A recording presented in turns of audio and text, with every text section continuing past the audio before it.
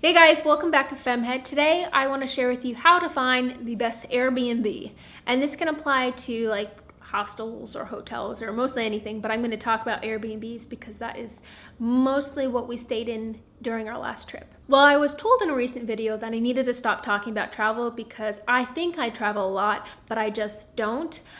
I don't claim to be the biggest world traveler, but I think I travel frequently enough to have some experience and advice to share. So this isn't me saying I'm an expert. This is just me enjoying talking about travel and wanting to share what I have to share. When I first started traveling, and I think it's the same for a lot of people, I wanted to find the cheapest place possible because I couldn't afford anymore. And this meant me not caring if the windows were duct taped shut or that the faucet was actually a copper pipe coming out of the wall.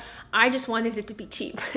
And Airbnb didn't exist back then, or I wasn't aware of its existence. So today I want to share some of my tips in finding really great Airbnbs or hostels, hotels. It can kind of apply to all that, even though I'm kind of specifically going to talk about Airbnbs. The first thing when looking at places is realizing how close you are to where you want to be. And what I mean by this is a lot of the bigger cities that people travel to, whether it's Rome, Paris, New York, London, they're huge cities. And so if you're just looking at a map and you type in London, a ton of places pop up and you may think, oh, this is a really great place, it's $30. But it may be way outside the city or on the outskirts of the city or so far away from like the central part that you're going to want to go to that you're going to spend more money getting to that place from where you're staying than you could spend getting a little bit closer. So I'm saying kind of take note of where it is you want to be and then kind of look from there. And then along with this, what is the transportation situation going to be like? Because that is going to give you some wiggle room on your location. You know, are you going to be using public transportation? And what does that look like? Is it a subway? Is it a train? Is it buses? Are you going to rent a scooter or a bicycle? Because then you can stay a little bit more outside the central part of the city. And I love having a scooter. I miss my scooter.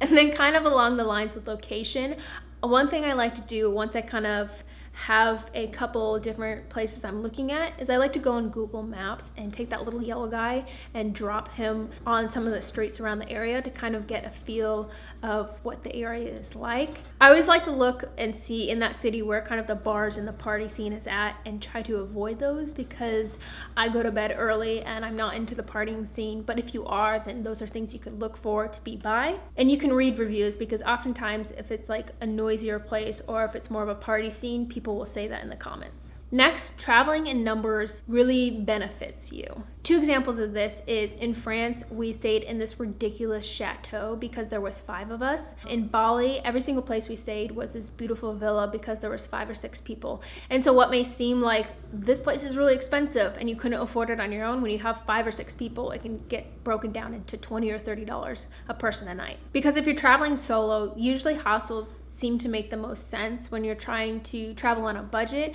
But if there's 2 of you, then maybe it would make more sense to get a hotel room if you both have to buy a $40 bed or whatever the cost is.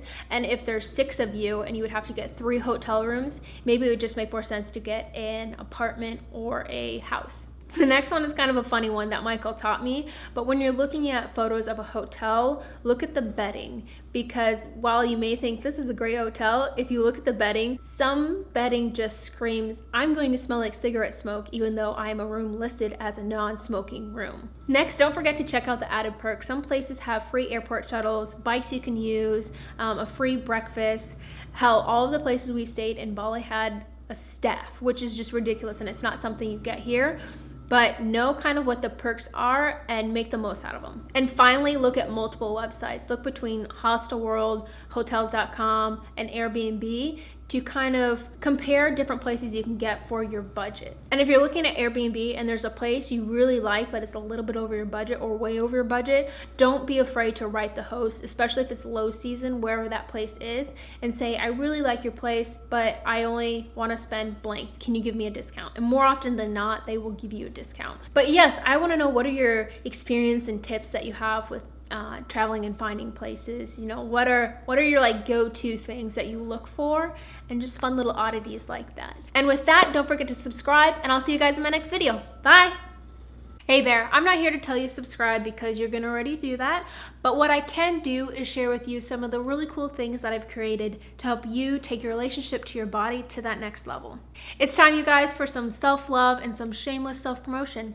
Over at femhead.com, you can choose between either of my courses or hit me up about some one-on-one menstrual coaching. This is for those of you out there that are really curious about charting your cycle, but you aren't quite sure if it might be right for you, or maybe you are ready to take that next step, but you're really nervous with how your body is going to react with coming off of hormonal birth control.